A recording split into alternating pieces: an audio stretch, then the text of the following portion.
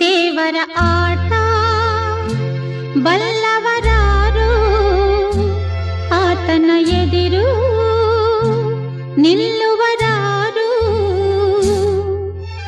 ಕೇಳದೆ ಸುಖವ ತರುವ, ಹೇಳದೆ ದುಃಖವ ಕೊಡುವ, ತನ್ನ ಮನದಂತೆ ಕುಣಿಸಿ ಆಡುವ ದೇವರ